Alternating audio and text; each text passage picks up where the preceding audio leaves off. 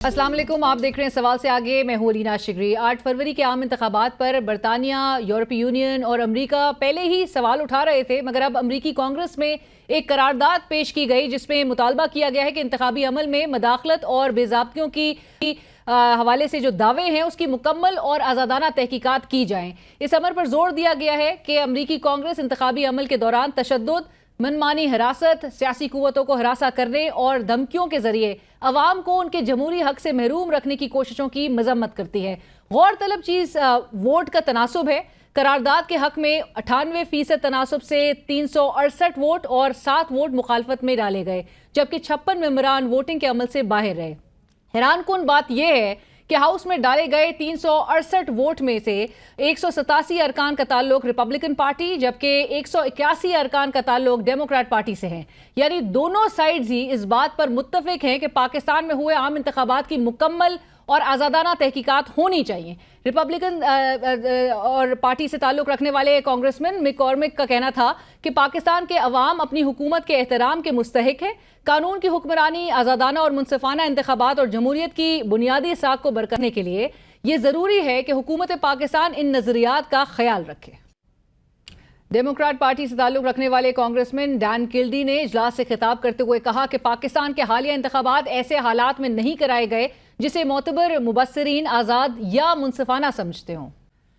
तर्जुमान दफ्तर खारजा मुमताज़ ज़हरा बलोच साहिबा की जानिब से जारी बयान में कहा गया कि मंजूर करदा करारदाद पाकिस्तान में सियासी सूरत हाल, इंतखाबी अमल से नामुकम्मल वाकफियत का नतीजा है। ऐसी रेजोल्यूशंस ना तामीरी हैं ना ही ऑब्जेक्टिव। जबकि दूसरी जानिब वफाकी वजीर दिफा जनाब ख्वाजा आसिफ साहब ने अमरीकी कांग्रेस से करारदाद मंजूर होने पर अपना रद्द अमल पाकिस्तान में 4 माह से बंद एक्स पर ट्वीट के जरिए दिया। ख्वाजा साहब ने इंतखाबी अमल पर लगे किसी इल्ज़ाम का जवाब तो नहीं दिया, बल्कि उल्टा अमरीका के पर सवाल उठा दिया कि आप दुनिया में हुकूमतों के तख्ते उलटने में मुलव्वस हैं। कौमी असम्बली के इजलास की बात करें तो जिसके दौरान आज वज़ीर आज़म शहबाज शरीफ साहब ने अपोजिशन को मुज़ाकरात की दावत दी। उनका कहना था कि मैं आज भी कहता हूं कि आए मिलकर बैठ कर बात करते हैं। वो जमाना था जब सियासतदान एक दूसरे के दुख और सुख में शरीक होते थे। स्पीकर, आज अगर इनके पानी को अगर वहाँ पर कोई मशाकिल मसाइब हैं, मुश्किलात हैं, तो बताएं, बैठ के बात कर। मैं आज फिर कहता हूँ, आए बैठ के बात करें। कौमी असम्बली में कायदे हज़्ब इख्तिलाफ उमर अयूब साहब ने इस दावत का जवाब ये कहकर दिया कि मुज़ाकरात तब होंगे जब इमरान खान साहब समेत तमाम सियासी कैदियों को रिहा किया जाएगा। उन्होंने जब कहा है कि बात होनी चाहिए, बात तब होगी जनाब स्पीकर जिस वक्त मेरा वजीर आजम इमरान खान साहब बाहर आएंगे। बात तब होगी आई थिंक जिस वक्त मेरे 180 सीट के मेंबरान बाहर आएंगे। दिहाइयों से आम आवाम का खून निचोड़ कर अशराफिया की शाख खर्चियों का सामान पैदा किया जा रहा है। बराए नाम अवामी नुमाइंदे दरअसल अशराफिया के मफादात के लिए काम करते हैं। फॉर्मूला सीधा है, टैक्सेस और मजीद टैक्सेस। शीरख्वार बच्चों के दूध से लेकर बूढ़े लाचार तक सभी टैक्स की जद में हैं। और जब गुर्बत की चक्की में पिसती अवाम अपने हुकूक के लिए मुजाहरा कर दे तो रिलीफ तो दूर की बात, लाठी, डंडे और गोली से जवाब दिया जाता है। तरक्की याफ्ता ममालिक में जब टैक्सेस लगाए जाते हैं तो सहूलियात मुहैया की जाती हैं। इसके बरक्स तरक्की पजीर ममालिक में जब इंसान टैक्स देकर बुनियादी इंसानी हुकूक को भी तरसे तो फिर हर चीज़ की कोई हद होती है। अवाम के सब्र का पैमाना जब लबरेज हो जाता है तो लोग सड़कों का रुख करते हैं, सड़कों पर एहतजाजी मुजाहरे किए जाते हैं। और मुजाहरीन ने इसी तरह पार्लियामान की इमारत में घुसकर एक हिस्से को आग लगा दी, गवर्नर हाउस तक को नजरे आतिश कर दिया। घबराइए नहीं, पाकिस्तान की बात नहीं हो रही, कीनिया की बात हो रही है। और वैसे भी घबराना तो उस वक्त चाहिए था जब आप बच्चों के दूध पर 18% टैक्स लगा रहे थे। हम उस वक्त क्यों नहीं घबराए जब तनख्वाहदार तबके पर टैक्सेस की भरमार कर दी गई। हमें उस वक्त घबराना चाहिए था जब अशराफिया को 3900 अरब रुपए का टैक्स इस्तिस्ना यानी कि टैक्स एग्जेम्पशंस दी गई। मुल्की असासाजात को कौड़ियों के भाव बेचने पर हम नहीं घबराए। सदारती महल के अखराजात एक साल के अंदर 880 मिलियन रुपए इजाफे के बाद 2200 मिलियन रुपए तक जो है वो पहुंच गए। हम तब भी नहीं घबराए। वज़ीर आज़म हाउस के जो अखराजात हैं उस पर करोड़ों खर्च हो गए, हम नहीं घबराए। हम इस बात पर भी नहीं घबरा रहे कि अशराफिया की शाहाना तर्ज ज़िंदगी को जारी रखने के लिए हुकूमत अब 460 अरब का कर्जा मजीद लेने की ख्वाहिशमंद है। ये कर्ज आखिर वापस कौन करेगा, किस तरह से वापस किया जाएगा, कब तक आम आदमी जो है वो अशराफिया का बोझ बर्दाश्त रहेगा? शेख रशीद साहब इस हवाले से बड़ी पेशगोई कर रहे हैं। वो कह रहे हैं कि कीनिया की फिल्म पाकिस्तान में दोहराई जा सकती है, ये हुकूमत बेवकूफ है। ये हुकूमत जो है जी अकल से आ रही है, इनको अंदाजा ही नहीं, गरीब ने वही तबाही करनी है जो कीनिया में हुई है। कीनिया की फिल्म पाकिस्तान में दोहराई जा सकती है, आप तैयार रहें। और नाज़रीन, इस वक्त हमें प्रोग्राम में ज्वाइन कर रहे हैं सीनियर सहाफ़ी तज्ज़ियाकार मोहम्मद मालिक साहब। मालिक साहब अस्सलाम वालेकुम, बहुत शुक्रिया हमें ज्वाइन करने के लिए। मालिक साहब, सबसे पहले तो आज जो यूएस कांग्रेस में आज जो रेजोल्यूशन पास हुई है और कसरत राय से 368 वोट्स एंड इन फेवर जो कि कहते हैं कि इस रेजोल्यूशन के थे तकरीबन कोई 98% ऑफ द रिप्रेजेंटेटिव्स जो कि हाउस के मेंबर्स थे, they are demanding and they have voted in favor of full independent probe into Pakistan's elections. आपको क्या लगता है मालिक साहब कि क्या कुछ अरसे से कहीं कुछ पक रहा था? Was there something in the air, या ये जो बॉम्बशेल है ये अचानक से हमें ड्रॉप किया गया है? देखिए, पाकिस्तान में तो इसको देखा जा रहा है प्योरली पीटीआई कॉन्टेक्स्ट में कि अच्छा जी पीटीआई के हक पे है किसके। मैं इसको दूसरे कॉन्टेक्स्ट में देखता हूँ। मैं देखता हूँ कि ये शो करता है कि हमारे यहाँ पे हमारा जो डिप्लोमेटिक इन्फ्लुएंस है वो कितना कमज़ोर है इस वक्त अमेरिका में। जब आप ये एक बाय पार्टिजन वोट नज़र आ गया 368, यानी कि इसमें डेमोक्रेट्स भी हैं, रिपब्लिकन्स भी हैं, और ये पार्टी लाइंस पे डिवाइडेड नहीं है। शुक्र है कि ये नॉन बाइंडिंग रेजोल्यूशन है, तो उनकी गवर्नमेंट पे ये लाजिम नहीं है कि इसके अगेंस्ट क्या वो एक्शंस लेते हैं क्या नहीं लेते। मॉरल प्रेशर आपके ख्याल में बाइडेन एडमिनिस्ट्रेशन पे मॉरल प्रेशर इसका होगा? नहीं, मॉरल प्रेशर क्या होना है जी इस वक्त, वो मोरालिटी का तो बाइडेन एडमिनिस्ट्रेशन को ताल्लुक नहीं है। वो जो ख्वाजा आसिफ साहब का रिएक्शन आया, मैं उस रिएक्शन से थोड़ा सा डिसएग्री करता हूँ, लेकिन उसकी बात तो ठीक है ना। अगर मोरालिटी क्वेश्चन होता तो अमेरिका का रोल वो तो ना होता जो इजराइल में कर रहा है और जो हर बार हम उसका देखते हैं। But that is not the issue है। इशू मेरा ख्याल है ये वेकअप कॉल है जो पाकिस्तानी गवर्नमेंट को और हमारे तमाम इदारों को देखना चाहिए कि हमारा इन्फ्लुएंस कितना कम है अमेरिका की पॉलिसी मेकिंग में, कि जब इतना बड़ा ये एक वोट आया है और जिसने पूरे इलेक्शंस को क्वेश्चन कर दिया। अभी तो यहाँ पे जितनी बहस हो रही है पाकिस्तान में सिर्फ वो पीटीआई के तनाज़ों से हो रही है कि देखें जो उनका दावा था फॉर्म 47 वाला उसको तकबीयत मिल गई है। इशू ये नहीं है। उसमें दो रेजोल्यूशन में बड़ी इंटरेस्टिंग अलार्मिंग बातें हैं। एक तो जब इन्वेस्टिगेशन कहते हैं कि फेयर इन्वेस्टिगेशन होनी चाहिए, दूसरा उसमें एक जगह पे वो एक पूरा पैराग्राफ उन्होंने दिया हुआ है कि हमारे आइन के तहत फेडरल गवर्नमेंट इंचार्ज है अफवाज की और उनके तमाम एक्शन है उसमें, यानी कि सजेस्ट उन्होंने टैसिटली ये सजेस्ट कर दिया है कि ये जो इलेक्शन रिगिंग है और जो सब कुछ हुआ है ये फौज ने की है। अब जो रीजनल हालात हैं, जो तमाम चीजें हैं, जो इशू चल रहा है हमारा, अमेरिका को हम इग्नोर भी नहीं कर सकते। IMF you know who pulls this things there, वो चीजें हैं। रीजनल दूसरे इशूज हैं, हमारा चाइना जो कनंड्रम है अमेरिका के साथ वो अपनी जगह है। वहां पे जब कांग्रेस का एक ओवरवेलमिंग वोट आता है जिसमें आपकी फौज भी टारगेट होती है, आपका पूरा डेमोक्रेटिक प्रोसेस टारगेट होता है, तो इसको शट ऑफ करके मैं देख ही रहा हूँ कि गवर्नमेंट का रिएक्शन नहीं आ रहा है, एज इफ कि शायद कोई पीटीआई के हक में वोट आया है और हम उसको शट ऑफ करते हैं। वो वासी साहब पिंडी वाले, उनका भी बयान आया कि हम सहूनियत की कोई साजिश पाकिस्तान के खिलाफ कामयाब नहीं होने दें। भाई हर चीज इस्लाम के खिलाफ सहूनियत की साजिश नहीं होती। Fact of the matter is कि ये शो करता है कि आपका वहाँ के पॉलिसी मेकर्स में कोई इनरोड्स आपने नहीं बनाए हुए, ना हमारी एम्बेसी के लोगों ने या दूसरे लोगों ने। हमारे फॉरेन ऑफिस की इसमें कमी बहुत बड़ी आपको एक नजर आ रहा है, शॉर्टकमिंग्स। इसको आप ये ना देखें पीटीआई के कॉन्टेक्स्ट में ना देखें, इसको आप देखें कि इस वक्त अमेरिका की कांग्रेस पाकिस्तान के बारे में क्या सोच रही है। राइट, बट मालिक साहब आपने जिस तरह से ये मेंशन किया है, जी जी, डिफेंस मिनिस्टर साहब ने बहुत गुस्सा दिखाया है कि भाई आप तो गवर्नमेंट्स गिराते रहे हैं, आप कौन होते हैं, आपने इजराइल में ये कर दिया, गाजा में आप गवर्नमेंट्स गिराते रहे।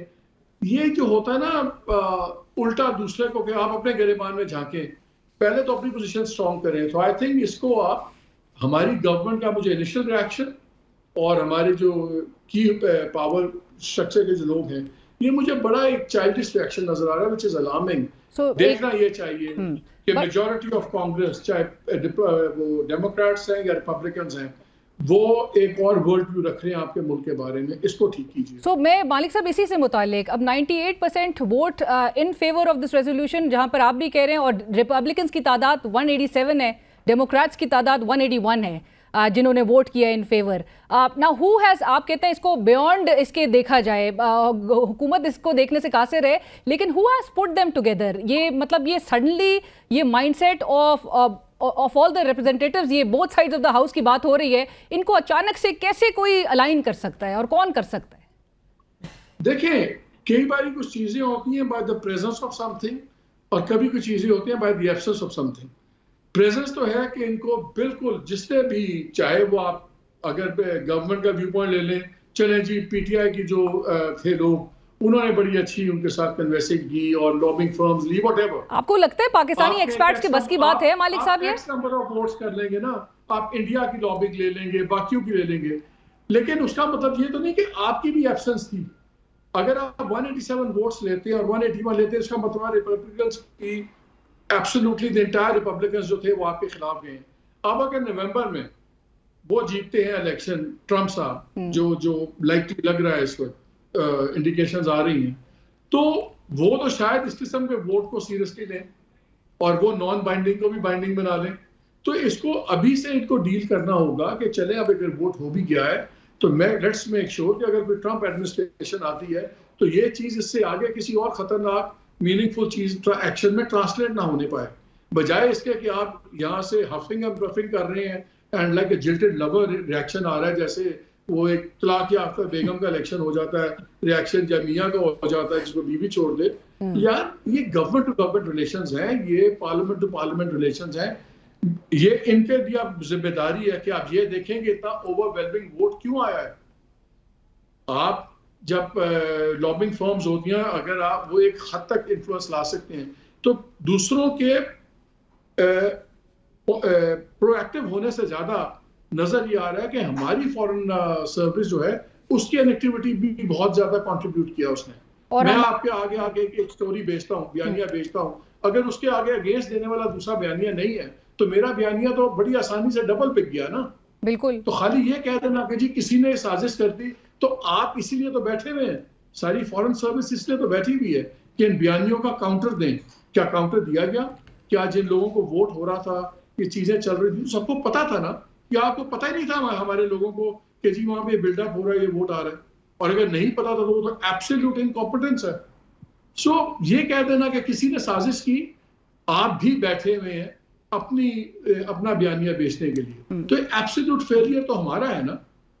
एब्सोल्युटली। और मालिक साहब अभी भी इनके लिए मतलब वक्त है कि इस चीज़ को एनालाइज करें, क्योंकि फॉरेन ऑफिस का भी आपने देखा होगा कि जो रिस्पांस आया है वो यही है कि they termed it as neither constructive nor objective. वो कहते हैं कि जी it shows lack of understanding of Pakistan political situation. So अभी भी आंख बंद करके ही आगे बढ़ा जा रहा है। बट मालिक साहब, आपको लगता है बाइडेन एडमिनिस्ट्रेशन की तरफ से कोई रिस्पॉन्स इस पर आएगा?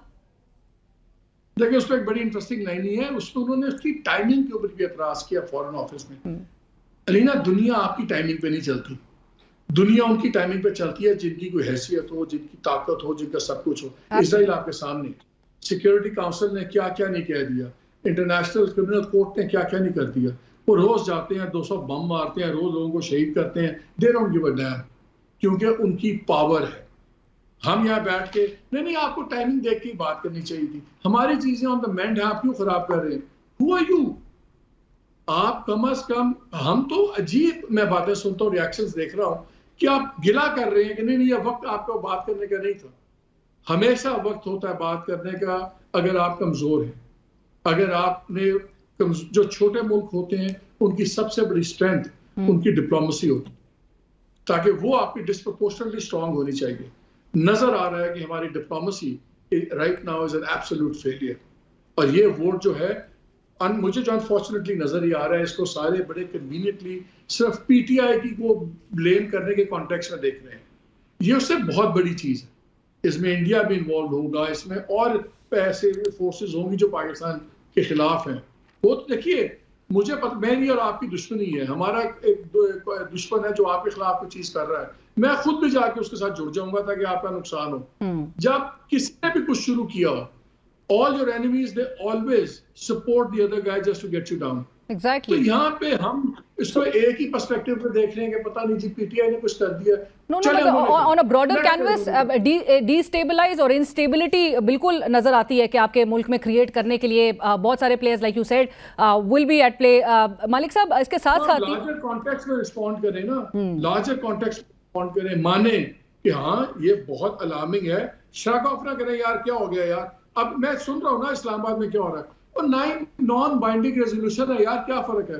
कोई फर्क ये पड़ता है कि जहां पे एक दिन इस वोट के साथ नॉन बाइंडिंग रेजोल्यूशन आता है ना, कल को इसी वोट के साथ कोई बाइंडिंग रेजोल्यूशन भी आ सकता है। एब्सोल्युटली। तब आप क्या करें? So this is a serious wake up call और इसको उस तरह ही देखना चाहिए। बिल्कुल। And again who has this kind of leverage जो कि पूरे यूएस कांग्रेस को और उसके हाउस को जो है वो अलाइन कर रही है। बट मालिक साहब मूविंग फॉरवर्ड, शहबाज शरीफ साहब जहां पर आज भी मुज़ाकरात की बात कर रहे हैं, वो इमरान खान साहब का जिक्र कर रहे हैं, ऑपोजिशन को दावत दे रहे हैं, वो कह रहे हैं हम नहीं चाहते कि जो ज़्यादती हमारे साथ हुई है वो इनके साथ भी हो। लेकिन एट द सेम टाइम आपको पता है राना सनाउल्लाह साहब कहते हैं कि इमरान खान साहब के खिलाफ जो है वो नए मुकदमा जो है नए केस भी जो है वो बन सकता है। ये चाह क्या रहे हैं? इस तरह से ये मामलात को आगे लेकर बढ़ सकते हैं? देखिए आपके सवाल में आपका जवाब है। बात ये है कि everybody is playing to the galleries, सीधी सी बात है। ये कौन सी गुफ्तगू है, किस बात पे गुफ्तगू होगी? Imran Khan wants it all. वो कहते हैं इनसे मैंने बात ही नहीं करनी, बात मैंने फौजियों से करनी है। फौजी कहते हैं मैंने उनसे बात नहीं करनी। ये कहते हैं हम बात करने पे तैयार हैं, लेकिन साथ ये कहते हैं बंदे को बाहर नहीं आना चाहिए, अंदर ही रहेगा, नए केस होंगे या पुराना केस ढूंढ लेंगे। सो स्टेटस को जो इस साइड पे बैठे हुए हैं इनमें से कोई चेंज नहीं चाहता, ना अफोर्ड करते हैं। स्टेटस को का चेंज सिर्फ चाहिए इमरान खान को, बिकॉज वो इस वक्त रिसीविंग एंड पे है ना। सो मेरा ख्याल के बस ये बातें आएंगी और हर कोई ब्रानी पॉइंट्स लेने की कोशिश करेगा। देखिए हम तो जनरस हैं, हम बात भी करना चाहते हैं, but I don't think so. I think ये सिर्फ बातें हैं, इसका कोई ग्राउंड रियलिटी से ताल्लुक नहीं। पता लग जाएगा कल फैसला है इद्दत केस का। देख लेते हैं आप, अगर इमरान खान के हक में फैसला आता है, आप भी आई हैं मैं भी आई हूँ, आप देख लीजिएगा, बाहर नहीं आने दिया जाएगा। तब पता लगेगा और रेफरेंस आ गया है, कोई नई केसेस दर्ज हो गए, वहीं से पता लग जाएगा ना। पर मालिक साहब इसके आगे कॉन्सिक्वेंसेस क्या देख रहे हैं आप? एक तरफ ये बजट जो है वो जिस तरह का लेकर आए और आपको पता है इवेंचुअली ये पास भी हो जाना है, आपको दूसरी तरफ एक कीनिया की भी सूरत हाल का आपको अंदाजा होगा जहां पे प्रोटेस्ट जिस तरह से इरप्ट हुए हैं और कितने लोग वहां उनकी हलाकतें हो चुकी हैं। आपको पता है 2 साल पहले यही जो नई जनरेशन है उसको डिसएंगेज कहा जा रहा था कि ये बड़े डिसएंगेज हैं इस प्रोसेस से, और आज को वो वहां पर जमहूरियत को जिस तरह से चैलेंज कर रहे हैं ये नौजवान नस्ल, जिस तरह से उनके फाइनेंस बिल के खिलाफ जो है ये एहतजाज किया जा रहा है और जिस तरह से डिमांड किया जा रहा है कि ये जो टैक्स प्रपोजल्स हैं इसको वापस लिया जाए, आपको लगता है कि कुछ इस तरह की सिमिलर सिचुएशन की तरफ मौजूदा हमारे हुक्मरान भी पुश कर सकते हैं मामलात को? नहीं, देखिए अब ये जो अज़्म इस्तेकाम वाली अब मूवमेंट चली है, अब इसकी बैकग्राउंड ब्रीफिंग्स भी शुरू हो गई हैं इंस्टीट्यूशन की तरफ से। I was part of one briefing, तो ज़रा वो ऑफ द रिकॉर्ड थी बैकग्राउंड ब्रीफिंग है, तो आप ये ब्रीफिंग डिस्कस तो नहीं कर सकते, लेकिन आप टेक पे डिस्कस कर लेते हैं। और टेक में बड़ा सिंपल है। फौज की इस वक्त सोच ये है कि हम टेररिस्ट से लड़ सकते हैं, हम टेररिज्म से नहीं लड़ सकते। और टेररिज्म से आप लड़ेंगे जब आपका जो पूरा एक्शन प्लान है उसको मैनिफेस्ट करें, उसको इम्प्लीमेंट करें। ये हर किसी को अपना बोझ खींचना पड़ेगा, खुद उठाना पड़ेगा, और इस चीज़ों से अब आगे निकलना पड़ेगा। जो ये मैं इसको अंदर कर दूँ, मैं इसको अंदर ना कर दूँ, मुझे अभी ऑनेस्टली अगर आप मेरे से पूछिए, मुझे तो अभी सिवाय कॉन्फ्लिक्ट्स पढ़ने के अलावा कुछ नजर नहीं आता। सुप्रीम कोर्ट आपकी टोटली डिवाइडेड है, आपको बेंच देख के फैसला पता लग रहा है। अभी जो कल कोर्ट्स में हुआ है, दुनिया में कभी नहीं ऐसा हुआ। वकील एक दूसरे से ज्यादा मौजूद तरीके से बात कर रहे थे, ज्यादा कर्टियस थे। जजेस एक दूसरे को काट रहे थे मिड सेंटेंसेस में, लग रहा था जजेस मुकदमा लड़ रहे हैं आपस में। Supreme court was like anything but a supreme court. वहां पे आपका कॉन्फ्लिक्ट है, फिर सुप्रीम कोर्ट का एस्टैब्लिशमेंट से कॉन्फ्लिक्ट है, फिर एग्जीक्यूटिव का उनके साथ कॉन्फ्लिक्ट है। Every state institution is in conflict with another state institution. ऐसे माहौल के अंदर फिर आप कह रहे हैं कि नया कॉन्फ्लिक्ट लाएंगे जिसमें हम टेररिज्म को मल्टीफैसेटेड लेवल पे करेंगे, ये फर्दर कॉम्प्लिकेट करेगा।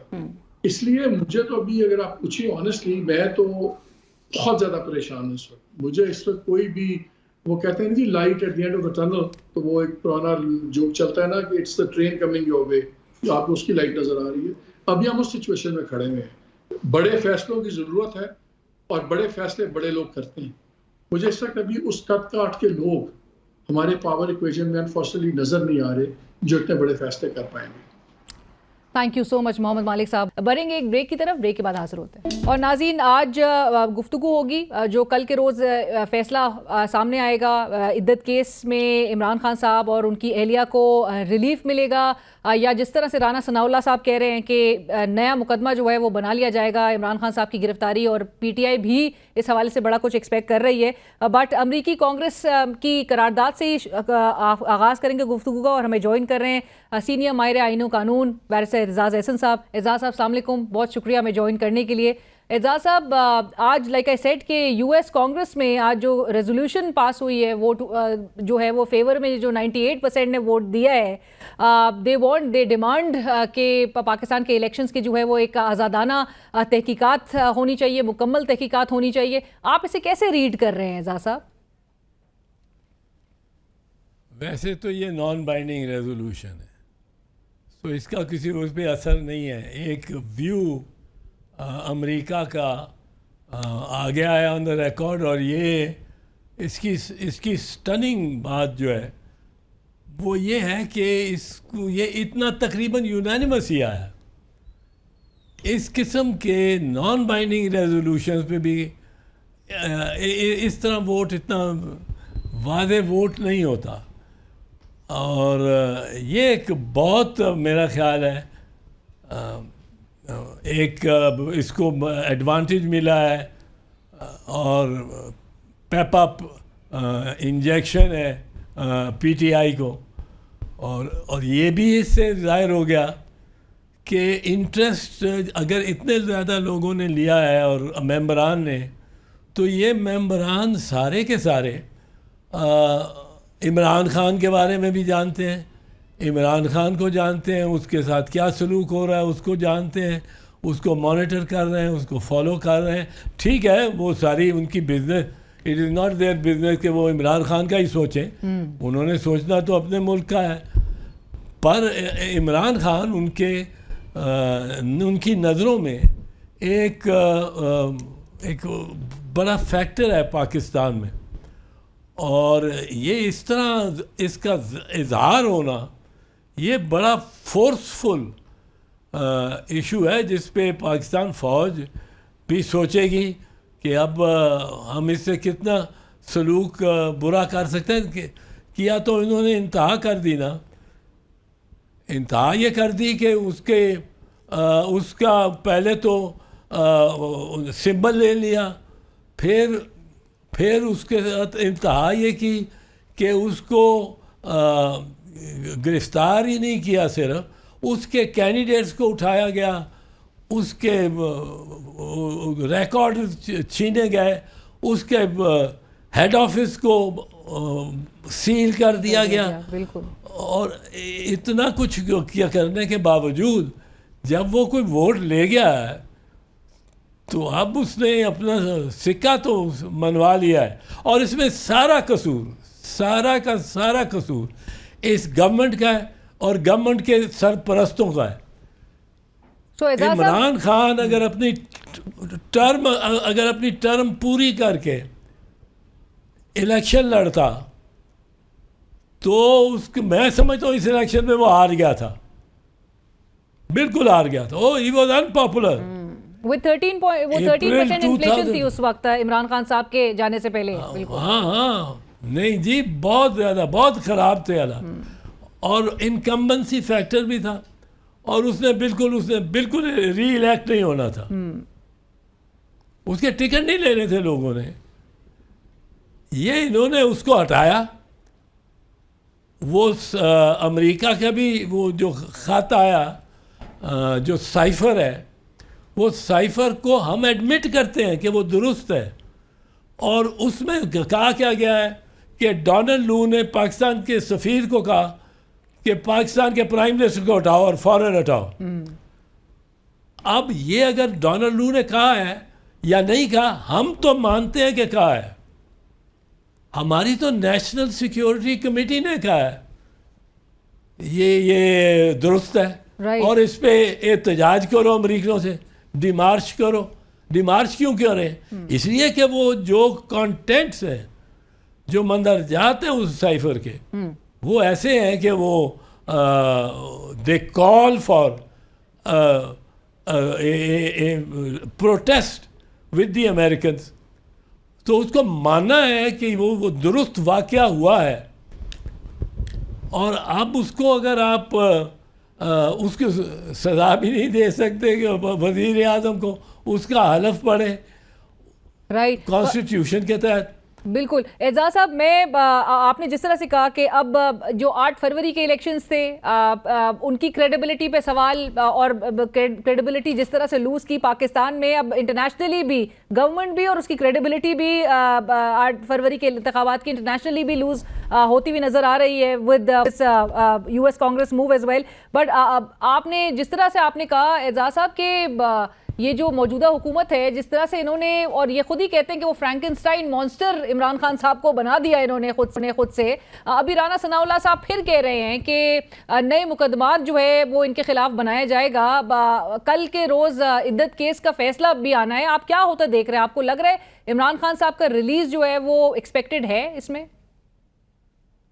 देखो अलीना, एक चीज़ जो एलिफेंट इन द रूम है ना, वो है वो लाशें, अलामती तौर पे कह रहा हूँ, वो लाशें जो हर MNA मुस्लिम लीग का पंजाब से हुआ, उसके सहन में, हर एक के सहन में एक ये लाश है, गड़ी है। फैज़ ने तो कहा था ना कि गड़ी है कितनी सलीबें मेरे दरीचे में। यहाँ एक्चुअली दफन है, लाशें हैं। आपने जिस दिन वो लाशें निकालनी शुरू कर दी, इनकी सियासत ख़त्म हो जानी है। उसकी मैं आपको वजह बताऊं। वो लाशें, कुछ उनमें से चंद ये जो इलेक्शन कमिश्नर है, ये दुनिया के सामने पेश कर चुका है।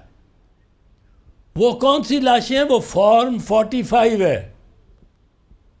ये जब फॉर्म 45 में निकलना है,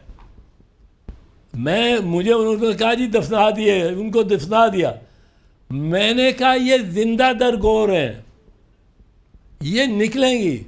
जब आपने लगा दी वो अपनी वेबसाइट पे, official website of the election commission, वो 30-40 लगाई, बीच में नवाज शरीफ की, शहबाज शरीफ की, मरियम की, ख्वाजा आसिफ की, और ऐसे।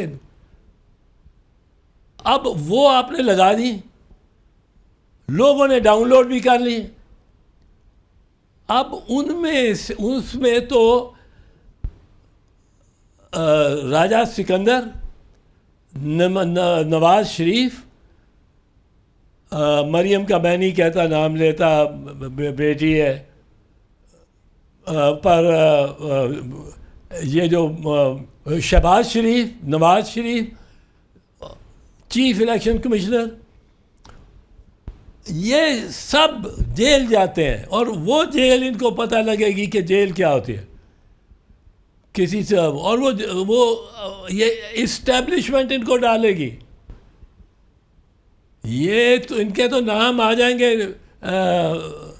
इसमें, लिस्ट में जो आती है, बाहर जाने नहीं देती, वो उस लिस्ट में इनके नाम आएंगे, और ये जा नहीं सकेंगे।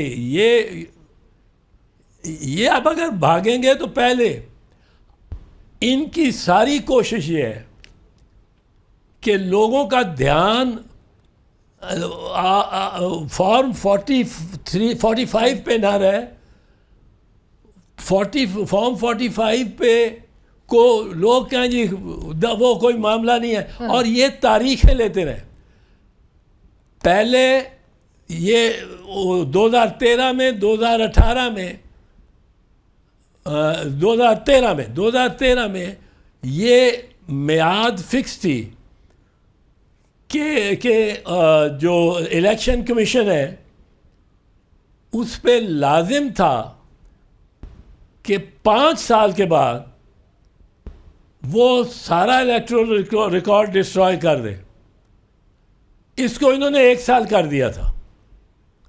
अब 1 साल इन्होंने रेंगते रेंगते जिस तरह भी गुजार रहे हैं, क्योंकि मियां नवाज शरीफ ने भी देख लिया उनकी अपनी जो फॉर्म 45 थी। फॉर्म 45 वो होती है, ज़रा मुख्तसर अर्ज़ कर दूं, जिसमें हर पोलिंग स्टेशन 260 पोलिंग स्टेशन में जो हर कैंडिडेट ने, उम्मीदवार ने वोट लिए, ये होती है कॉलम पोलिंग स्टेशंस की। जी, सबका रिकॉर्ड। ये होती है कॉलम ये जो कैंडिडेट्स की। हर पोलिंग स्टेशन में हर कैंडिडेट ने जितने वोट लिए वो दिए होते हैं। अब जो कुल वोट हर कैंडिडेट के होते हैं वो उसकी फॉर्म 47 में आ जाते हैं। राइट, इस तरह पता रहता है कि धांधली नहीं हो। बिल्कुल। और एजाज साहब, इनके रवैये से नजर आ रहा है कि ये चाहते नहीं है कि फॉर्म 45, आपको ट्रिब्यूनल्स का भी हाल, इस्लामाबाद के ट्रिब्यूनल्स का आप जानते हैं। पर एजाज साहब, मैं आपका कमेंट जो चाह रही थी कि आप ये इद्दत केस में अगर सजा मुअत्तल हो जाती है और इमरान खान साहब, अव्वल तो हुकूमत तैयार नहीं है इस बात के लिए और नए केसेस बनाने की बात करी, हुकूमत क्या ऐसी स्ट्रैटेजी अडॉप्ट कर सकती है? जी नहीं, बिल्कुल नहीं। और इस पे पहले जब भी हुआ है, ये चौधरी ज़हूर इलाही जो चौधरी शुजात हुसैन के मरहूम वालिद, उनके साथ हुआ, ये मौलाना जो न्याजी थे 1950, 60, 70 के अशरे में वो सियासत में होते थे। JUP के वो सदर थे, जो जमीयत उलमाए पाकिस्तान, उनको भी ये रियायत मिली और रिपोर्टेड है। और दीगरान को, बहुत सौ को, ये शुगर मिल के एक मालिक हैं मर्दान में, उनको मिली। जब हाई कोर्ट ने ये देखा कि इस बंदे को ये रिहाई नहीं करने चाहते गवर्नमेंट को, और हम ज़मानत करते हैं, उसको रिहा करते हैं, ये बाहर से फिर पकड़ लेते हैं, तो अदालतों ने ये फैसले दिए कि इस शख्स को ये हम ज़मानत करके भेज रहे हैं बाहर, इस शख्स को आपने कोई नया मुकदमा भी हो गया, इसको गिरफ्तार नहीं करना हमारी इजाज़त के बगैर। पहले आप हमारे पास आएंगे कि वो जी जिस मुजरिम को छोड़ा उसने तो एक भैंस भी चुरा ली है, तो आप के पास, आप अदालत के पास जाएंगे और कहेंगे कि ये भैंस जो चुरा ली है, अब उसको नया मुकदमा है, आप गिरफ्तार करना। ये इसको कहते हैं ब्लैंकेट बेल। अब 250 मुकदमे बना दें आप एक बंदे पे, उस बंदे को तो ब्लैंकेट बेल मिलनी चाहिए, और वो किस तरह सब मुकदमात में जा सकता है। ये आखिरी एक दिन अगर वो नहीं, मैंने कहा कि ये इद्दत केस जो है वो ये आखिरी केस है। अब इसके बाद जो है अगर ये बना के फिर भी उनको जेल में रखने की तैयारी कर रहे हैं, so what kind of will that convey. पर एजाज साहब, मुझे साथ साथ ये भी आपसे ज़रूर जानना है कि मखसूस नशिस्तों का जो मामला है और जो केस है कल रिज्यूम होगा सुप्रीम कोर्ट में, लेकिन चीफ जस्टिस काजी फाइज ईसा साहब बार बार 13 जनवरी के बल्ले का निशान छीनने वाले फैसले की वजाहत क्यों दे रहे हैं आपके ख्याल में? चीफ जस्टिस साहब को मैं समझता हूँ कि बेंच में नहीं बैठना चाहिए था। मैं बता कर चुका हूँ कि एक तो उनको उसमें दिलचस्पी है कि ये सीटें किसी मखसूस पार्टी को मिलें ताकि 2/3 मेजॉरिटी हो सके और इनके हक में अमेंडमेंट हो सके। और दूसरा जो ख़त इन्होंने लिखा है यूके हाई कमिश्नर को, वो इतना पर्सनली लोडेड है कि वो इस फैसले के, इस गलत फैसले को दिफा में है जो निशान के बारे में फैसला है। और उसकी कॉपियाँ आपने lady chief justice of England और chief justice of the supreme court of the United Kingdom भी भेज दिए। अब उसमें बैठे वो बड़े जज्बाती हो रहे हैं। पहले वो वकला को नहीं सुनते बोलने देते थे, अब वो अपने साथी जजों को भी बात नहीं करने देते। He is tense, he is involved in this case. और टेंशन इतनी मुल्ज़िम किसी को शायद ना हो जितनी आपको लगती है। कोई बात कर रहे हैं जजेस तो उनको रोक रहे हैं, उनके साथ बहस शुरू कर रहे हैं। बात बड़ी है। इस केस में आपने फंडामेंटल राइट देखना है। आर्टिकल 17 के तहत वो कहता है I am as a citizen entitled to join any party. Any parties को देखें तो 175 रजिस्टर्ड पार्टीज हैं, मैं किसी को भी शायद ज्वाइन कर सकता हूँ। ये फंडामेंटल राइट है। अब लॉ ये कहता है, जो लॉ वो कहता है ये 2017 का इलेक्शन एक्ट कि आपको उस पार्टी में जा सकते हैं जिसने इलेक्शन कंटेस्ट किया हो। मैं कहता हूँ मैं उस पार्टी में जाना ही नहीं चाहता हूँ। 11 पार्टी जिन्होंने इलेक्शन कंटेस्ट किया, आई डोंट रिजेक्ट देम। मैं ज्वाइन करता हूँ पाकिस्तान सोशलिस्ट पार्टी से, और मैं वो नहीं है, पार्लियामेंट में नहीं है, बट मेरी ऑप्शन है। मेरी ऑप्शन काम तो नहीं कर सकते। फंडामेंटल राइट में जो ऑप्शन है आप उसको 175 से 15 में तो नहीं ला सकते। सो ये मेरा हक है, और ये मेरा अगर रजिस्टर्ड पार्टी है तो आई कैन जॉइन इट, वो पार्लियामेंट में हो या ना हो। कहते हैं कि सुन्नी इत्तेहाद कमेटी ये इलेक्शन नहीं लड़ी। कहते हैं कि वो अहमद रजा साहब वो इलेक्शन नहीं लड़े इस पार्टी के सुन्नी इत्तेहाद काउंसिल क्यों गए, पीटीआई में क्यों नहीं रहे? लेकिन एजाज साहब ये भी बता दीजिएगा कि चीफ जस्टिस साहब जब ये कहते हैं कि इलेक्शन कमीशन ने सुप्रीम कोर्ट के 13 जनवरी के फैसले की गलत तशरीह की, सो इस गलत तशरीह के नतीजे में एक जो फरीक है उसका नुकसान हुआ, तो उसका अजाला क्या होगा? उसका इजाला तो अदालत को करना चाहिए, बिल्कुल करना चाहिए, और वो ही हो सकता है कि वो करेक्ट लॉ और कॉन्स्टिट्यूशन की इंटरप्रिटेशन करें। आप करते क्या हैं? आप कहते हैं कि जी वो जो सीटें उसको मिली हैं सुन्नी इत्तेहाद काउंसिल को, वो आप दूसरी पार्टीज़ को दे देंगे। आप चाहते हैं कि 2/3 मेजॉरिटी हो जाए और आपके हक़ में तरमीम हो जाए।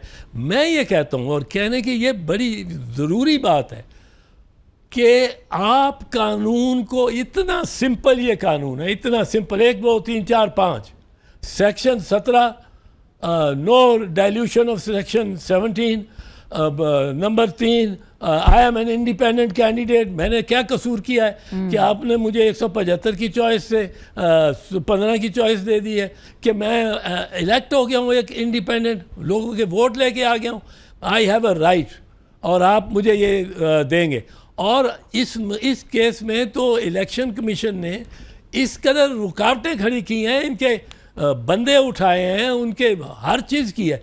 ये हर पार्टी को ये सोचना चाहिए कि अगर इलेक्शन कमीशन को इस तरह निशान पार्टी का लेके और उसको इतना विक्टिमाइज करके ये चलाएंगे इलेक्शन, तो फिर ये इलेक्शन हर दौर में हर वक्त ये होंगे इनके मुताबिक, इलेक्शन कमिश्नर और उनके सरपरस्तों के मुताबिक।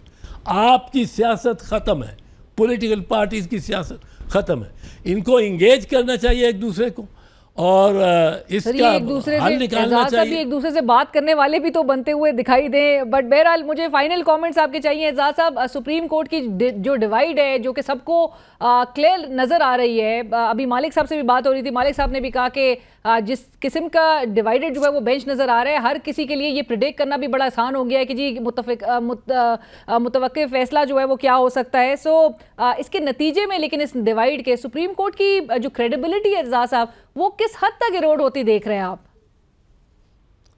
देखें, अगर इसमें से 8 इस बेंच पे बैठे हुए 8 कॉर्नेलियस की रिवायत पे चलने वाले जज निकल आए, और मुझे नज़र आता है कि हैं बैठे हुए 8 तो कम अज़ कम हैं, और वो बैठे हुए हैं, और जो चीफ जस्टिस मुनीर की रिवायत पे चलना चाहते हैं वो भी नज़र आ रहे हैं, और उनके साथ उनको तारीख़ ने नहीं बख्शा, तारीख़ ने मुनीर को कभी नहीं बख्शा तमीज़ुद्दीन केस में। और कॉर्नेलियस की तारीफ़ हर कोई आज तक करता है, और ये जनरेशनल है। यहाँ जजेस बैठे हुए हैं, वो जानते हैं, वो देखते हैं, उनके सामने हो रहा था। मिनला तो चिल्ला चिल्ला के कह रहा है वो, लेकिन वो मंसूर अली शाह, याया अफरीदी और ये अपने आयशा मलिक साहबा, अपने मंदोखेल साहब, अक्सर उनके सवालात ऐसे हैं कि वो मतलब हैरान है कि एक किस तरह ये मौका दिया गया एक इलेक्शन कमीशन को। उन्होंने बड़ी अच्छे अंदाज में मुनीब साहब ने कहा कि ये फ़ैसला जो 3 जजेस का है, अब वो नहीं कहना चाहते थे ज़रा एहतराम चीफ जस्टिस का करके, मैं होता बैठा तो मैं तो कहता गलत है। वो उन्होंने कहा कि इससे जो इंटरप्रिटेशन उसकी हुई है तो उससे कैस्केड ऑफ मिस्टेक्स हुई है, कैस्केड ऑफ मिस्टेक्स उससे निकली है। अब ये कैस्केड ऑफ मिस्टेक्स हमारा इतना ये इम्पॉर्टेंट फ़ैसला है, ये फ़ैसला आपको अगले 100 साल पाकिस्तान को इस फैसले ने जिस जंजीर में जकड़ दिया वो 100 साल तक आप नहीं उतार सकेंगे, ये मैं आपको बता दूं। इस फैसले में अगर ये फैसला हो गया कि बैग्स आप खोल नहीं सकते, ये तो सुप्रीम कोर्ट ने इसलिए ये एजेंसियां इतनी बनती हैं, और फॉर्म 47 एक ही फॉर्म है, वो उसमें फॉर्म 45 भी है बैग में, उसमें काउंटर फॉइल्स भी है बैग में, उसमें वोटर्स लिस्ट भी है जिसमें हर एक पे अंगूठा लगाया हुआ है, उसमें फॉर्म 47 भी है। आप सिर्फ एक फॉर्म 47 को निकाल के और रिटर्निंग अफसर के सामने रख के और कहें कि इसके मुताबिक आप इलेक्शन कर दो, बाकी कोई मटीरियल नहीं देखना। राइट, बट जिस किस्म के कॉन्सिक्वेंसेस का सामना मुल्क कर रहा है, नेचुरली आपने दुरुस्त कहा कि एक वही 13 जनवरी का फैसला है कि जिसकी वजह से तमाम इंस्टेबिलिटी जिस तरह से ट्रिगर की है। But thank you so much Ejaz साहब, बहुत शुक्रिया आपके वक्त का। से आईन कानून एजाज एहसन साहब इस वक्त हमसे बात कर रहे थे, और जिस किस्म के हालात नज़र आ रहे हैं, एक तरफ मुल्क में हर तरह के हमें चैलेंजेस का सामना है, हमें डिफरेंट फ्रंट्स पे जो है वो बहरान का पाकिस्तान सामना कर रहा है, और इंस्टेबिलिटी को काउंटर करने के लिए एक तरफ हम ऑपरेशन जो है अज़्म इस्तेहकाम उसकी बात कर रहे हैं, और सब उसके लिए पूरी कौम नेचुरली एक यूनाइटेड भी है, लेकिन स्टेबिलिटी जो है वो लेकर आना पॉलिटिकल एंटिटीज़ नेचुरली उसमें एक बहुत बड़ा किरदार अदा कर सकती हैं। सब यूनाइट होके मुल्क को आगे लेकर बढ़ने के लिए वाकई में जो रोल प्ले कर सकते हैं वो मौजूदा हमारे पार्लियामेंटेरियंस हैं। बट लेट्स सी कि किसको ये एहसास होता है। एक ब्रेक के बाद हाजिर हूँ। नाज़रीन, इस वक्त हमें ज्वाइन कर रहे हैं कैसर अहमद शेख साहब, आप सीनियर रहनुमा पाकिस्तान मुस्लिम लीग नून और वफाकी वज़ीर बराए बहरी उमूर। अस्सलाम वालेकुम कैसर साहब। कैसर साहब, बहुत शुक्रिया हमें ज्वाइन करने के लिए। कैसर साहब, सबसे पहले तो अमरीकी कांग्रेस की वो रेजोल्यूशन पे मैं आपका ज़रूर रद्द-ए-अमल चाहूँगी जो आज पास हुई है, और 368 वोट्स थे in favour of the resolution, जो कि ये डिमांड कर रही है कि पाकिस्तान के जो इलेक्शंस में मदाखलत और बेज़ाब्तियों के दावे हैं उनकी मुकम्मल और आज़ादाना तहकीकात होनी चाहिए। तो हुकूमत का क्या मौक़िफ़ है इस पर? बिस्मिल्लाहिर्रहमानिर्रहीम। पाकिस्तान एक आज़ाद और ख़ुद मुख्तार मुल्क है। हमने अपने कवानीन और अपने आइन और अपने असूलों के तहत करना है। वो अमेरिकन कांग्रेस की रेजोल्यूशन है, ठीक है, वो उनकी अपनी ये थोड़ी मतलब है कि हमारे यहाँ अगर असम्बली में कोई रेजोल्यूशन उनके ख़िलाफ़ कर दें तो अमेरिका की हुकूमत को क्या होगा। ये इस तरह तो बहुत आसान है, कोई मुल्क की दूसरे मुल्क के ख़िलाफ़ कोई रेजोल्यूशन कर दे। अमेरिका को तो अच्छा नहीं लग रहा ना कि हमारे यहाँ जो डेवलपमेंट हो रही है, जो डेवलपमेंट हमारे यहाँ जिस तेज़ी से हो रही है, और जो हम देखिए ना क्या हुआ कि 32% महंगाई थी पिछले मई में, वो 12% हो गई। हमारे रिज़र्व बढ़ गए, हमारा स्टॉक एक्सचेंज दुनिया का बेस्ट स्टॉक एक्सचेंज हो रहा है। तो ये खुद ब खुद हो रहा है क्या? चंद लोगों के कहने से ये जो हुआ है, इस तरह आप मुझे बताइए कि क्या एक मुल्क की रेजोल्यूशन किसी दूसरे मुल्क के लिए कोई असर रख सकती है? नहीं, लेकिन अगर कैसे साहब, अगर एक रेजोल्यूशन जो कि कसरत राय से अब हाउस के दोनों साइड, जहाँ पे रिपब्लिकन्स की तादाद जो है वो 187 और डेमोक्रेट्स 181 के करीब जो हैं, ये यानी कि both side of the house जो है वो इसके फेवर में अगर बात करें, तो आपको लगता है कि इसके पीछे कई अवामिल हो सकते हैं जो कि पाकिस्तान को टारगेट कर रहे हैं? अवामिल तो सामने से नज़र आ रहे हैं। किसी मुल्क का किसी दूसरे मुल्क की पॉलिटिक्स से तल्लक क्या है, मुझे ये बताया। आज तक तो मैंने कभी ये नहीं सुना, पहली बार मैंने ये रेजोल्यूशन इस किस्म की सुनी है। क्या अगर पाकिस्तान के दोनों हाउसेज किसी भी मुल्क के ख़िलाफ़ कर दें रेजोल्यूशन, तो क्या उस मुल्क के वो हुकूमत उस बात को मान लेगी? इसका तल्लक क्या है? हमारी हुकूमत एक हम आज़ाद मुल्क हैं और ख़ुद मुख्तार मुल्क हैं। किसी दूसरे मुल्क को हमारे अपने अफेयर्स में क्या ज़रूरत है मुदाखलत करने की? ये हमारा काम है। हम अपने तौर पे देख रहे हैं आपकी असम्बली हो रही है, पूरा हर एक को मौका मिल रहा है बातचीत करने का, हर कोई आज़ाद है, मीडिया आज़ाद है, अदालतें आज़ाद हैं। अब इस किस्म की रेजोल्यूशन का तो कोई मुझे समझ नहीं आती कि क्यों हो रही है। इंटरनेशनली कैसर साहब, इंटरनेशनली हमारे इलेक्शंस के फिर गवर्नमेंट की क्रेडिबिलिटी आपको किस हद तक इम्पैक्ट होती हुई नज़र आ रही है इंटरनेशनली? मुझे कोई इम्पेक्ट होती हुई नज़र नहीं आ रही इंटरनेशनली। ये हमारी हुकूमत जो है बाकायदा इलेक्शन के बाद वजूद में आई है। और ये आप देखें कि कितना ये 3.5 माह में हुकूमत ने क्या क्या नहीं किया। किस जगह हमारे यहाँ तो डेवलपमेंट हो रही है, हमारे यहाँ महंगाई कम हो रही है, हमारे यहाँ रिजर्व बढ़ रहे हैं, हमारे यहाँ आप देखिए कि रेवेन्यू तारीख का हाईएस्ट इकट्ठा किया जा रहा है। और लोग कोई किसी किस्म की देखिए बात जगह पे होती, इतना बड़ा मुल्क है, 25 करोड़ लोगों का मुल्क है, तो कोई ना कोई तो यहाँ भी इख्तिलाफ राय रहेगा। बट कैसे साहब, आप कह रहे हैं सब कुछ हो रहा है इस मुल्क में, लेकिन इस्तेहकाम नहीं आ पा रहा। आपको चीन कह रहा है कि अदम इस्तेहकाम की वजह से वो रिलक्टेंट नजर आते हैं सरमायाकारी के पॉइंट ऑफ व्यू से। आप एक ऑपरेशन जो है वो स्टार्ट करने की तरफ जाते हुए दिखाई दे रहे हैं, but at the same time आपके जहाँ पर पॉलिटिकल स्टेबिलिटी रिक्वायर्ड है कि तमाम फ्रंट्स पे एक स्टेबिलिटी की तरफ हम मामलात को लेकर जा सके, वो पॉलिटिकल स्टेबिलिटी के लिए वजीर आजम शहबाज शरीफ साहब तो कह रहे हैं कि मुज़ाकरात करने को वो ऑफर कर रहे हैं अपोजिशन को, लेकिन राना सनाउल्लाह साहब कहते हैं कि फिर इमरान खान साहब के खिलाफ नए केसेस जो है वो बना दिए जाएंगे। तो ये रवैया क्या मामलात को सही कर पाएगा?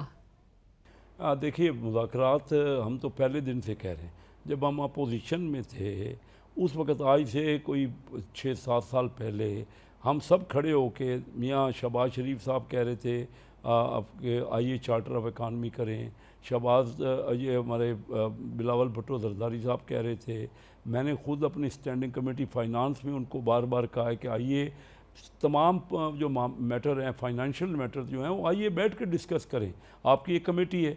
देखिए, इस तरह तो फिर दुनिया का कहीं भी कोई मुल्क भी नहीं चल सकता अगर कोई इस तरह इंटरनल मामलात में कोई हिस्सा लेगा। देखिए, हमारे चीन से बड़े स्ट्रेटेजिक तल्लुकात हैं। आप देख रही हैं, आपको पता है कि इंडिया जो है वो अमेरिका के साथ, अमेरिका ने कहा है कि जी हमारा इंडिया से स्ट्रेटेजिक तल्लुकात है। इंडिया गज़ब करके बैठा हुआ है कश्मीर को और सारी उनकी आज़ादी को, और यूनाइटेड नेशन की करारदाद के ऊपर वो अमल नहीं कर रहा। उसके बाद अगर कोई मुल्क की ये पार्लियामेंट या उनकी कांग्रेस इस तरह के बयानात देगी तो वो मुझे बताइए, इस तरह तो अगर आप ये क्या कहती हैं कि अगर हमारा मुल्क किसी मुल्क के ख़िलाफ़ इस किस्म की करारदाद कर दे तो क्या असर पड़ेगा उस मुल्क पे? पर सर वही मैं कह रही हूँ कि सियासी हमाहंगी इस वक्त होना बहुत ज़रूरी है, पर उस सियासी हमाहंगी के लिए आप वो राह कैसे हमवार हो पाएगी अगर आप हुकूमत जारी है नए केसेस बनाने के तरफ इमरान खान साहब के खिलाफ? देखिए, मुझे कोई नए केसेस का नहीं पता। राना सनाउल्लाह साहब ने कहा है, उनसे पता कर ले, उनको पता होगा। मैं तो कैबिनेट में बैठता हूँ, कैबिनेट में इस किस्म की कोई बात नहीं हुई। मैं कैटेगरिकली आपसे कह सकता हूँ, अगर किसी इंडिविजुअल का कोई ख्याल है, वो मैं तो हर प्रोग्राम में कहता हूँ कि आइए। आज भी मैं उनके मेंबरों के साथ बैठ के अभी 1-1.5 घंटा मैं बैठा रहा उन्हीं की अपोजिशन बेंचेस पे जाके उनके साथ। दोस्त हैं हमारे, एक दूसरे से तल्लुकात हैं। उनसे मैंने कहता रहा कि भाई आपके क्या मामलात हैं, बैठें डिस्कस करें। देखिए, डायलॉग के बगैर कोई चीज़ हल नहीं। अगर उनका कोई भी मसला है, हमारे अपना मुल्क का इंटरनल मसला है, दाखिली मसला है, हम आपस में रिजॉल्व कर लेंगे। किसी दूसरे मुल्क की क्या वजह है कि कोई भी क्यों कहे ये बात? जर्नल ये कहना कि आपस में तल्लुकात रखे, जैसे चाइना ने कहा वो हमारी दोस्ती चाहता है और चाइना से कि तमाम पार्टियों के साथ अच्छे तल्लुकात हैं, क्योंकि चाइनीज़ यहाँ काम कर रहे हैं, उनको अपनी सिक्योरिटी का मामला है और सही जायज़ मामला है। उनके अगर इंजीनियर या दूसरे काम कर रहे हैं वर्कर, तो उनको सिक्योरिटी चाहिए, तभी वहाँ वो बेफिक्री से होके अपना इत्मीनान से काम कर सकेंगे। वो तो एक चीज़ समझ आती है।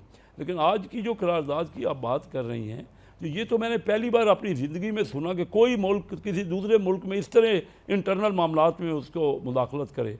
हम ज़रूर डायलॉग करना चाह रहे हैं, हम ज़रूर मुफाहमत करना चाहते हैं, क्योंकि जो भी इलेक्टेड लोग हैं और असम्बली में बैठे क्यों हैं, वहीं बातचीत तो हो रही है, हर एक की बात सुन रहे हैं, जिसके बाद और लेकिन ज़रबे जो हम एक्शन प्लान कर रहे हैं ना, ये हमने इस्तेकाम के जो अज़म किया है, ये आज का नहीं है, ये तो 2016 में तय हो गया था, हमारी असम्बली ने ही पास किया था, तमाम पार्लियामेंट ने पास किया था, जबकि आर्मी पब्लिक स्कूल पे हमला हुआ था, उसी वक्त सब पार्टियों ने मिल के मुश्तरका तौर पे ये तय किया था। आज की कोई नहीं, और अगर आज भी कोई ऑब्जेक्शन है, वो तो बजट पे तकारीर हो रही है, बजट की तकरीर में हर टॉपिक पे बात हो सकती है, कोई भी अपोजिशन का मेंबर खड़ा होकर बात करे, हम उसको जवाब देंगे, हम उनकी एप्रीहेंशन को दूर करेंगे। हमारा मुल्क है, हम उस मुल्क की बेहतरी की चाहते हैं। बिल्कुल, और आगे मुल्क को लेकर बढ़ने की स्ट्रैटेजी भी यही है कि थ्रू डायलॉग, आपने जिस तरह से पॉइंट आउट किया। बट कैसा साहब, आखिर में मैं आपसे ज़रूर ये जानना चाहूँगी कि आज हमारे बड़े एक अच्छे और सीनियर रिपोर्टर हैं शहबाज राना साहब, जो कि बजट कवर करते आए हैं, उनकी एक जो उन्होंने स्टोरी फाइल की थी जिसमें उन्होंने इंकशाफ किया कि 34.6 ट्रिलियन रुपीस तक की जो बोरोइंग है उसकी अप्रूवल डिमांड की है मौजूदा हुकूमत ने नेशनल असेंबली से, और ये मीट करेगी वो तमाम रिक्वायरमेंट जो कि स्टेट ऑर्गन्स की जो रिक्वायरमेंट्स है उसको पूरा करने के लिए और डेट सर्विसिंग के लिए। सर, वाकई में क्या मौजूदा हुकूमत जो है वो इस तरफ जाना चाह रही है, मजीद बोरोइंग की तरफ जाना चाह रही है, और स्पेशली उन स्टेट ऑर्गन्स जिनके हवाले से हम ऑलरेडी देख रहे हैं कि बजट में उनको 63% तक की एक एलोकेशन दी गई है, जो कि एक इंक्रीज अमाउंट है, और दूसरी तरफ हम ये भी देख रहे हैं कि यही स्टेट ऑर्गन्स जो है वो हमें लॉसेस पोस्ट करते हुए देख रहे हैं। हम 905 अरब रुपए तक के उनके लॉसेस जो है वो पोस्ट किए गए हैं। देखिए, ये जो लॉसेज हैं गवर्नमेंट के, स्टेट ओन्ड एंटरप्राइजेज के, ये तो बहुत ही तशवीशनाक बात है ना कि 35,000 अरब रुपए में, जो मुझे भी पहली बार ये समझ आए कि जो एसेट हैं उन स्टेट ओन एंटरप्राइजेज वो 35,000 अरब रुपए हैं। 35,000 अरब लगा के अगर हम नुकसान कर रहे हैं तो उनको रख के हम करेंगे क्या? ऐसी अगर मैं कोई अपने बिजनेस में जाऊंगा और कोई पैसा लगाऊंगा, अपने बेटे को या भाई को दूंगा, तो मैं उससे हिसाब लूंगा ना हर साल। तो सर, हिसाब वैसे कैसे साहब, हिसाब इनसे ले क्यों नहीं रहे हैं? ये तो आपको पता है कि ब्यूरोक्रेट्स जो है वो सारे जिम्मेदार हैं इस चीज़ के, वो चला रहे हैं, तो बजाय इसके कि उनसे हिसाब या उनको अकाउंटेबल ठहराया जाए, हम तो उनको ऑलरेडी उनकी मराद को बेयर करने के लिए, मीट करने के लिए हम मजीद बोरोइंग की तरफ मौजूदा हुकूमत जाना चाहती है। नहीं, थोड़ा सा समझें आप, क्योंकि इकनॉमिक मैटर डिस्कस कर रही हैं, थोड़ा उसको समझें। देखिए, पहली बात तो ये है कि हमारा जो इस साल का बजट डेफिसिट है वो 7% है कौमी आमदनी का। हमने बहुत बड़ी कट लगाई है उसमें, अगले साल हमने वो कर दिए 5.9%। ये कर्ज़े तो हमने लेने हैं, कर्ज़े में मैं आपकी कोई मना नहीं कर रहा, कर्ज़े तो, लेकिन हम उसको कम कर रहे हैं। हम यानी जो डेफिसिट होगा ना 5.9% डेफिसिट भी जो है वो किसी न किसी जगह से हमने पूरा करना है ना। ये या टैक्स लगाने हैं, उसमें टैक्स हमने कुछ लगाए हैं, कुछ कर्ज़े लेंगे, वो तो लाजमी है। लेकिन ये हम उस तरफ जा रहे हैं। हम जो स्टेट ओन एंटरप्राइज है वो एक कैबिनेट कमेटी बनी है मिनिस्टर्स की, मैं भी उन 4 मिनिस्टर्स में शामिल हूँ, जो कि स्टेट ओन एंटरप्राइज को हम देख रहे हैं कि कौन से स्ट्रेटेजिक हैं, कौन से नॉन स्ट्रेटेजिक हैं, और किस तरह उनको प्रायोरिटाइज करना है, या ये हमने प्राइवेट पार्टनरशिप मोड में रखना है, वो हम कर रहे हैं उसको। पर कैसे साहब, फैसले कर कौन रहा है? बजट बना रहा कौन है? बिलावल भुट्टो साहब तो फ्लोर ऑफ द हाउस कहते हैं कि ये बजट जो है it is for the babus, it is of the babus. नहीं, ये तो पहले दिन से बाबू बनाते हैं, बाबू ही आपके यहाँ, हम जो मिनिस्टर्स होते हैं उसको सुपरवाइज करते हैं। ये बहुत बड़ा मुश्किल काम है। आप देखते होंगे कितने कितने पेजेस का बजट है। ये कभी भी किसी जगह भी, हम अपने इदारों में काम करते हैं, मेरा अपना ज़ाती इदारा है, छोटा सा इदारा है, उसमें भी बाबू काम करते हैं। हर चीज मैं अपने आप से तो नहीं कर सकता। अल्टीमेटली कैसर साहब, अनफॉर्चुनेटली इस बजट में भी यही कुछ देखा कि, और शहबाज शरीफ साहब तो बहरहाल इसका एतराफ़ भी कर रहे हैं कि जिन हालात के बायस ये IMF के साथ मिलकर बजट बनाना पड़ा है, एतराफ़ उन्होंने कर लिया है। बट अल्टीमेटली दूध से लेकर टेक्स्ट बुक तक जो है वो तमाम कुछ जो है वो टैक्स कर दिया गया है। अशराफिया का जो लाइफस्टाइल है उसको मेंटेन करने के लिए वसूल तो गरीब आवाम की जेब से किया जा रहा है। नहीं, ये गलत है। ये पहला बजट है जिस पे अमीर आदमी पे टैक्स। मैंने मुबारकबाद दी है वहाँ बैठ के भी, जब बजट बन रहा था ना, जो हमारा कैबिनेट की मीटिंग हो रही थी, तो उसमें भी मैंने मुबारकबाद दी है। उसके बाद जब फाइनेंस मिनिस्टर ने बजट पेश किया, बेस्ट बजट है जो हमने अमीर आदमी को टैक्स किया। आप बता दें मुझे। सर वैसे हर कोई बता नहीं पा रहा। सर हुक्मरान हमेशा यही कहते हैं, यही टोन होती है कि अमीर आदमी को किया है, गरीब। अगर आप ही बात करेंगी तो बात मैं समझा नहीं सकूंगा। सर इंडायरेक्ट थोड़ी भी बात मुझे करने देना। जी। दो एतराज़ लगे। एक एतराज़ था कि आपने जो तनख्वाहदार तबका है उसको टैक्स कर दिए। मैंने एक्सप्लेन किया कि 1 लाख रुपया महीना कमाने वाले पे पहले 1000 रुपया टैक्स लगता था महीने का, अब 2000 लगा। हाँ, उसने 1000 रुपया, जो बड़े से बड़ा एतराज़ है, 1000 रुपया उसका टैक्स बढ़ा है। वो किसके लिए बढ़ा है कि हमने बेनज़ीर इनकम सपोर्ट में 140 अरब रुपए बढ़ा दिया, 1 करोड़ फैमिली को हम दे रहे हैं।